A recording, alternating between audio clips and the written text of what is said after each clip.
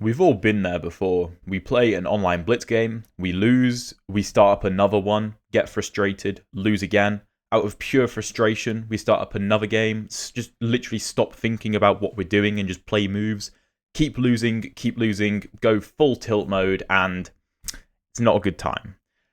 I think chess psychology is one of the most overlooked parts of playing chess. Yet everybody knows how important it is because everyone experiences it. Even if you're not tilting, sometimes you feel particularly confident. Sometimes you play against somebody higher rated than you and you get really anxious because you think, oh, they're such a good player, I don't know what I'm doing, I need to make things really complicated, and then you do something stupid and you lose the game for no reason. Chess psychology is so important, and I think that it played a massive part in an over-the-board chess game that I played last night, which is why we're going to be analysing the game that I played, but I'm going to be paying particular attention to the psychology of the game. So, my opponent, Kundi, he's rated a little bit lower than me. It's like a team format, 6 versus 6 league sort of thing. Essentially, we could really do with a win, as with any game, but we could really do with a win. These guys are bottom of the league, and I'm playing on board 2. My opponent's only a little bit lower rated than me. My opponent started with the Sicilian, which I knew he was going to do based on my analysis beforehand and my preparation, and I had prepared the move A3. And I have a whole playlist dedicated on my channel to games that I've played in the A3 Sicilian, so if you want to learn more about it, make sure you check that out. Black can play so many different things here. Typically, G6 is considered to be the best move, and White kind of has to play this in more of a Vienna kind of style, which suits me just fine, because I love the Vienna. Knight to C6 is probably the most common variation, and then the idea is to sacrifice the pawn, take a big center, and you're down a pawn, but I think White has a lot of compensation, and I have probably maybe a 67 or 68% win rate online with this, from this position, maybe even higher. So it's pretty damn good.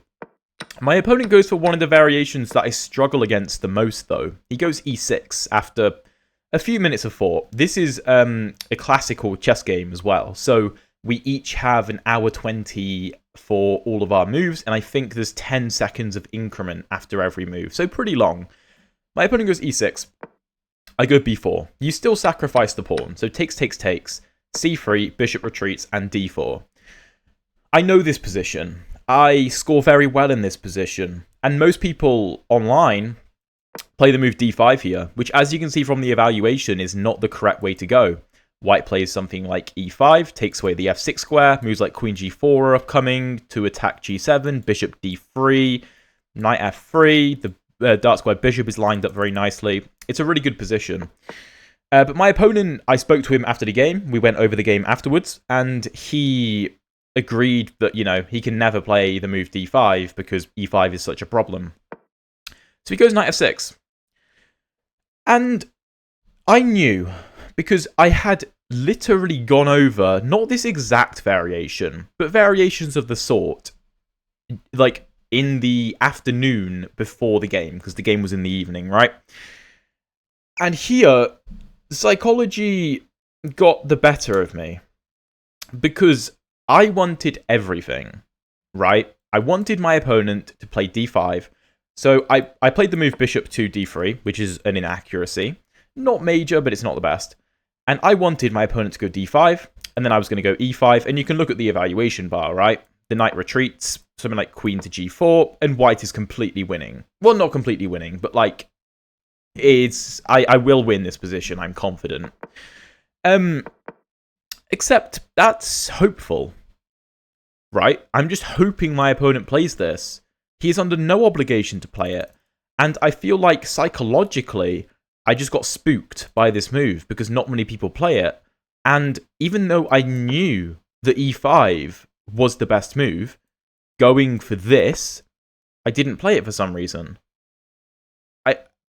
I don't know why. I think that I just wanted everything, and that is hope chess. And I think that's a massive part of chess psychology, right? Don't play hopeful chess. just play the best moves. And this plays a major role in the rest of the game. And there was a particular part in the game where I really realized that I need to stop playing Hope Chess and just play the position. But I go Bishop D3. I go Bishop D3. Also, I think part of the reason that I did this was because my opponent was taking not loads of time, but a relatively large amount of time to make his moves because, I'm playing an offbeat Gambit. And I think that my opponent essentially, kind of, wanted to make sure he wasn't doing anything wrong, which makes a whole lot of sense. But because of that, I felt like I needed to move quickly so that I could keep the time pressure on him. So I was blitzing moves like Bishop to D3 out for no apparent reason when I could have just taken a couple minutes and very easily come to the realization that E5 is the correct move. I can very easily know that after a move like G6, which he told me after the game is what he probably would have played, D6 attacking my pawn isn't very scary. I can just take back. There's no problem. So, again, the psychological aspect of the clock meant that I played inaccurately. And after knight c6, I again got a little bit spooked because I was like, why is he not playing d5? D5 isn't even a good move. But yet I was still expecting him to play it just because that's what people online tend to play. It was really bad on my end. And again, I didn't blitz out my next move. The move I played was knight to f3, which is fine. It's a fine move. But it's not a good move. The move is again e5. And after knight d5, I remember I was thinking, well, c4 doesn't work. This was my thought process. I was like, well, okay, well then I get hit with something like this or something like this, and this is not what I want. I don't have to play c4. The pawn is guarded. The knight isn't doing a whole lot. I can just go for this. And everything is fine, and we basically get what we got before. The problem with what I did is I was being, again, too hopeful. I played the move knight f3, and I was like, ooh, if my opponent goes d5, then I go e5. And if the knight retreats, then my queen still can't get out. I can't even go for the plan. So I would just have to castle. And I mean, I like these positions. I think I can probably still have a very comfortable game. But my opponent just goes d6. And I just looked at the board and I was like, huh, I actually don't have anything here. So I played a couple logical moves. I castled. My opponent played a6, which is just a decent move. I went knight to a3 because I was like, I don't know where my play is, so I'm just going to put my pieces on good squares, which I think was a good decision to make. I think that was, in terms of like playing the best moves and ignoring the emotional aspect of it, it was the right thing to do, because I could have got emotional and tried to play a move like e5, or tried to make some weird knight g4, f4 thing work, which I was considering. But I was like, look, okay, I've messed the opening up. My position is fine, right? I'm a pawn down, but I've got compensation. I've got a big center. My opponent is lacking space. So let's not do anything drastic. Let's just play chess. Let's try and take the emotions out of it. Knight a3, bishop d7. And here I went rook e1, which is, again, fine. I was thinking, well, e5 or d5 is probably going to happen at some point, ideally. So I need to try and prepare this. My opponent played e5, which surprised me. It really did, because it felt like a very nervy move. I mean, I was looking at my opponent a lot during the game, because of course we're sitting across from each other, and I'm trying to read into his body language a bit to see, you know, how he's feeling, how he's thinking. And he certainly struck me as being quite nervous and quite tetchy. And e5 felt like quite a nervous and tetchy move, because there's no need for my opponent to be playing that. Like, I don't understand why not just something like castles, because I'm never going e5 here. My opponent could just take, and what am I doing? And I mean, d5 doesn't really do a whole lot, because, I mean, if takes, maybe I have this, but this isn't even that good anyway. king just goes back, and the computer says I've got nothing. Probably just bishop e6, kicking my queen away. So e5 is fine. No, sorry, from my opponent, e5. It's okay, but it felt a bit tetchy. And here I was like, okay, I can do something now. I've been developing my pieces, not quite sure what my plan is. Now I know I need to do something. And at so many points, I was so tempted to play the move d5. And I was like, well, if my opponent retreats his knight, then I can, I don't know, play knight c4 and look how active my pieces are. Again, that's hope chess. And I was like, well, if castles, then, I don't know, some sacrifice to trap the bishop. Again, I mean, what am I accomplishing here? I literally accomplished nothing. So, in this position, I had actually looked at the move knight to c4. And I was thinking, well, my opponent clearly wants to play the move b5 to take away this square from my knight. And if I put the knight here immediately, then I'm putting a ton of pressure on the e5 pawn. If my opponent ever takes, then of course I take back, and here I'm very happy with my position. e5 is going to happen at some point, open up my bishop, put pressure on the dart squares, maybe bishop to a3 to increase the pressure. The rook's going to open up, it's going to be really, really nice. And it is. It is. I couldn't figure out after b5 though, because I calculated this line. I mean, if my opponent doesn't play b5, like if he takes, cool. I mean, I don't see how you defend this pawn. Something like queen c7, there's knight to e3, trying to go to d5, I assume. But I essentially was calculating this line. I was thinking, well, after takes, white is probably better. And white is better. White is better here, because d6 is so weak, and I win my pawn back. However, what I realized during my calculation is that after take, my opponent doesn't have to take. He can do this. And I was like, this is a problem. I have to take on c4, and then I'm just getting forked. You can see the evaluation bar. The move should be pretty obvious. It's bishop f7. And if king takes, then queen b3 and I win the bishop. For some reason, again, I just got spooked by the fact the bishop was looking at the c3 square, and I was like, oh, it's a double attack, right? Like, sorry, let me just go back to the variation. I was like, this is a double attack, and I'm losing. I should have given it more thought, and I don't see why I shouldn't have been able to find this bishop to f7 line. There's no reason I shouldn't find that. And I mean, if my opponent castles, then the position's probably about equal, but I would say white probably has better winning chances here, because I would argue these pawns are weaker than this pawn. The a pawn could be an asset, but for the moment I think it's a weakness. So I didn't go knight c4. Instead, I played a move that isn't the best move. I played h3, but I felt like this played quite well to the position. Because my thought process was, my opponent is going to do something. The reason I thought that is because the move h3 just takes away the g4 square from the bishop. That's the point. And this knight needs to control the dart squares in the center, which is correct, I think. My opponent after the game said that h3 was a move that he thought was pretty good.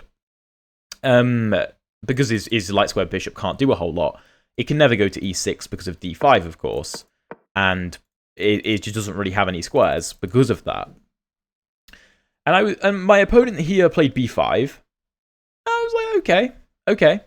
In this position, I actually remember, I felt like, this doesn't work. This doesn't work. I now no longer have knight to c4 ideas, right? Because b5 is already on the board. c4 to me made no sense. And I was like, what am I doing? I've just thrown away a good opening. I should have gone e5 earlier on. I've allowed my opponent to get a fine position. And now, if I don't do anything, he's just going to castle. and start pushing his queenside pawns, maneuvering his knight into the game, and I'm just going to be a pawn down. And because I was thinking that, I was like, I need to do something. I need to play d5. I need to take. I need to, I don't know, play knight g5, going after f7 or something. And I was calculating all these lines. I was like, knight g5 and castles and f4, and we're going to put a ton of pressure on. But just, my opponent just wins a pawn. And I realized this, and I was like, I remember I literally just put my head in my hands, like, down on the table, like, what am I doing? And I was thinking in my head, like, how can I put pressure on this position? What are the weaknesses? I took a step back and I was like, what are the weaknesses here? I was like, okay, d6 is clearly a weakness, right?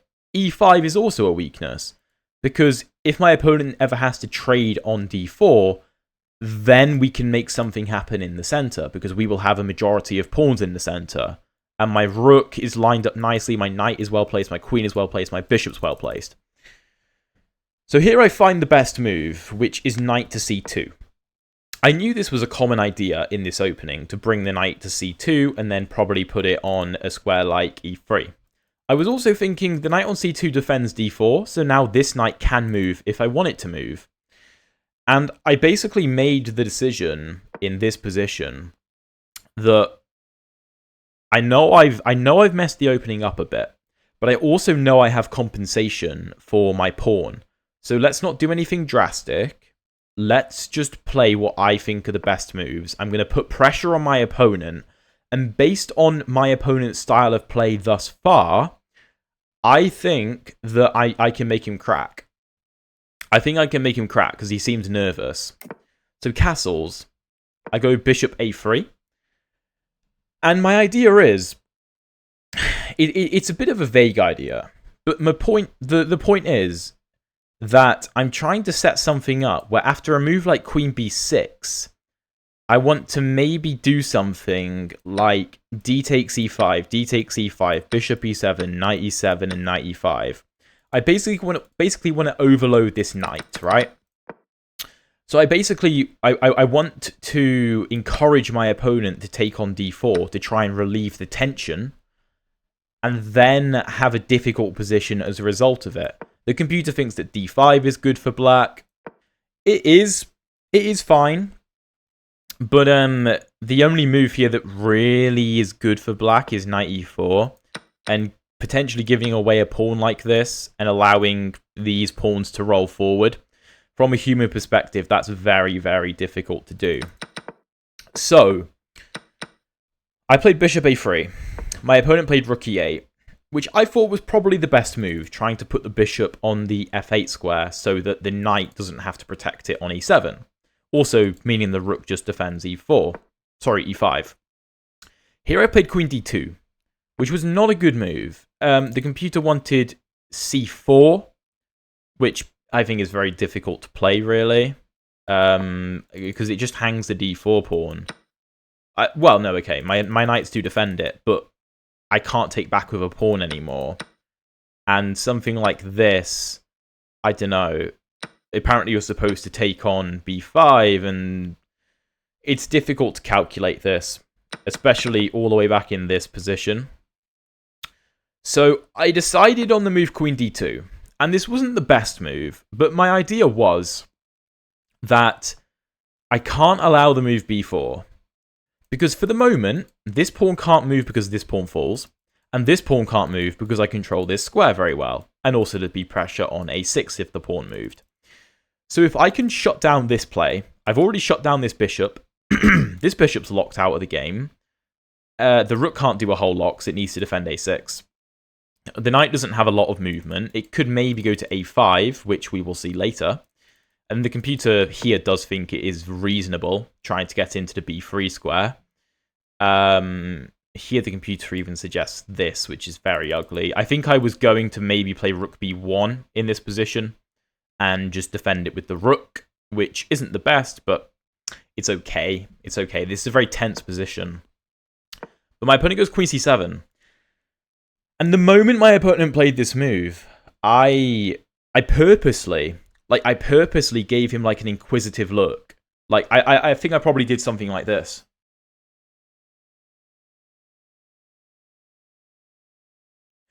Chess players do have quite, like, lively facial expressions when they play over the board. Watch any Grandmaster, like, live game and you will see that. Because I was basically trying to tell him what on earth was that? Why am I arguing that?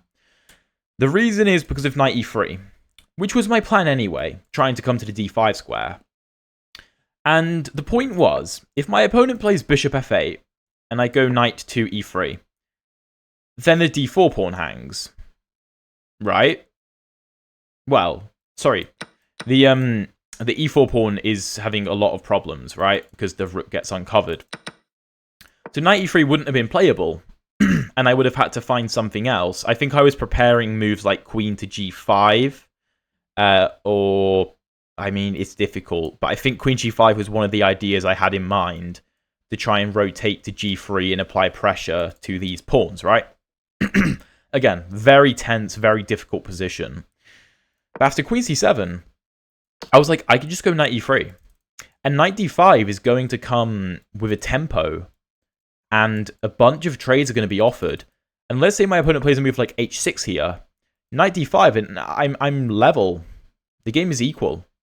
Because I thought after takes, my bishop opens up. And my rook opens up. And all of these things that I'm hitting, something is going to crumble. And it will. Knight a5 is the best move, looking at the b3 square. de5, knight b3, queen d1, knight a1, e6. Yeah, the knight can't escape. e6, and there's absolute chaos on the board. Absolute chaos. And this was the kind of thing I wanted to go for. Just completely demolish the center of the board. So I felt like my opponent couldn't let me do this, but queen c7 did. So I went knight e3. My opponent went bishop f8, which I thought was a very good move. And I played knight d5.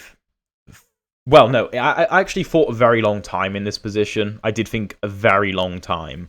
I was like, what if I take and like knight takes and pawn takes, and then bishop f8, rook f8, I can open up the a file, maybe c4, and knight to d5 works. But again, I was like, my opponent is being very tetchy. He seems like a very tetchy opponent, very nervous. So after bishop f8, I'm like, I know I don't want to trade a load of pieces. I don't want to allow trades. But I know knight d5 has to be the best move. And here, I thought there was only one move for my opponent. I thought there was one move. I thought that taking was bad. Because after ed5, everything opens up. The bishop opens up, the knight opens up, my queen opens up, my rook opens up. And this, I thought, cannot be sustainable. After something like knight to e7, d takes e5. If you take back, I have d6. So the knight can't go to e7. If the knight goes to a5, which is what my opponent was intending to do, which we spoke about after the game, I was like, well, d takes e5. If you take back, then there's d6, disconnecting the queen from the pawn. The queen has to keep an eye on the knight, really. I can take it. You could even exchange bishops. And I was thinking of d6 here, which I told him. You can't take because of this. Also, if you take bishop h7, wins your queen. So queen b6, rook e5, or I think I was going to play knight e5. We were analysing this after the game. Bishop e6, and like, there's bishop to e4. There's so many tactics in this position. It's very, very difficult for black. So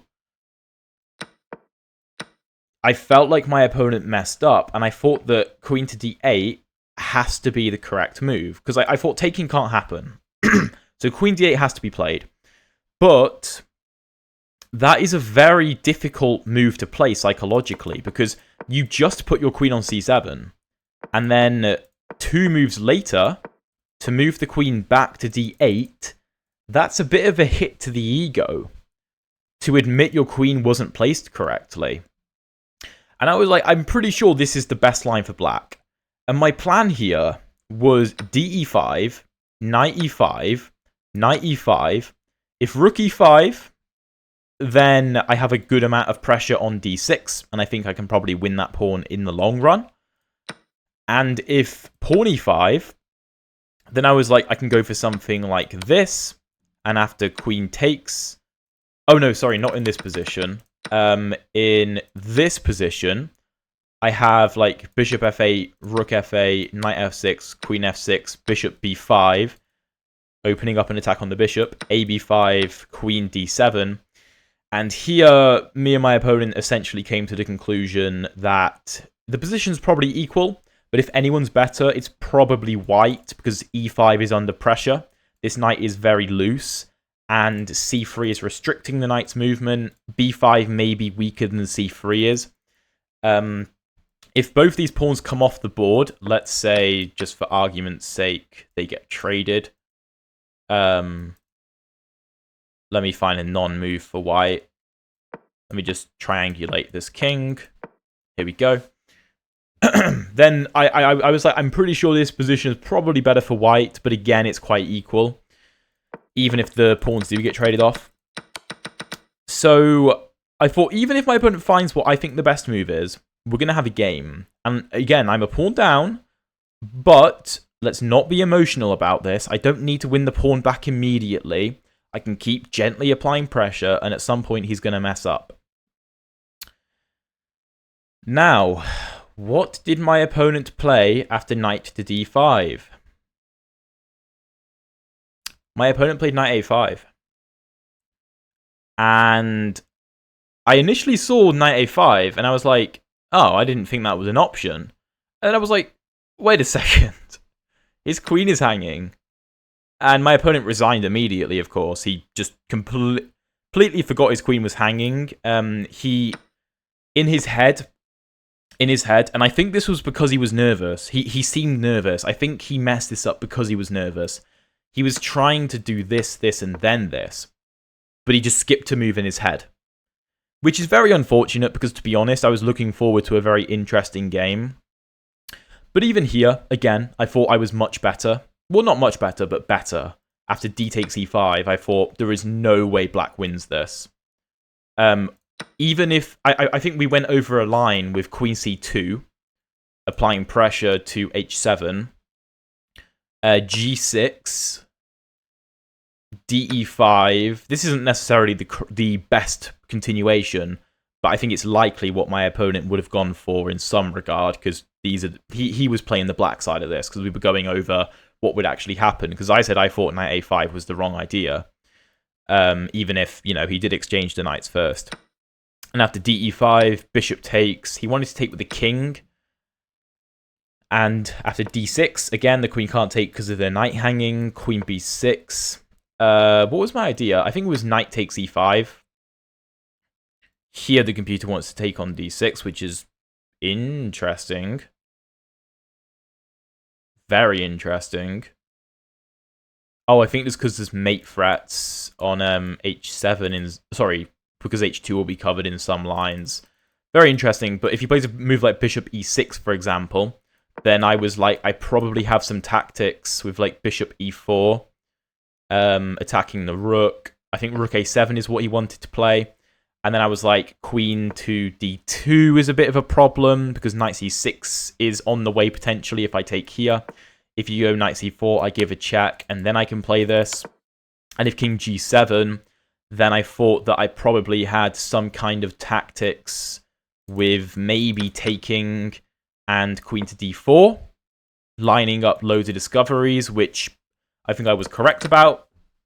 But again, I thought that even if my opponent got to do what he wanted to do and took the knight here, I feel like that's a tetchy and anxious response. And I was kind of just trying to tell that through his, through the way that his like body language was and his eyes were moving and whatnot. Chess is a very psychological game. And I just felt that I just didn't think he'd play queen d8. I didn't think he was going to play it. I thought it was the best move, but I didn't think that he would want to admit that he was wrong like that. And human nature kicked in, and he ended up hanging a queen, which, again, was unfortunate. But that's chess. Hopefully this was an interesting game and gave you some interesting insights into over-the-board chess and the psychology involved with some of chess. If you want to, if you want me to teach you more about chess psychology, please let me know down in the comments. If you enjoyed this video, please drop a like and subscribe. I would really appreciate it. It really helps to motivate me keep making videos. With that being said, check out the video up here for another very interesting A3 Sicilian game. And check out the playlist down here if you want to see some of my other over-the-board chess games. Thank you very much for watching.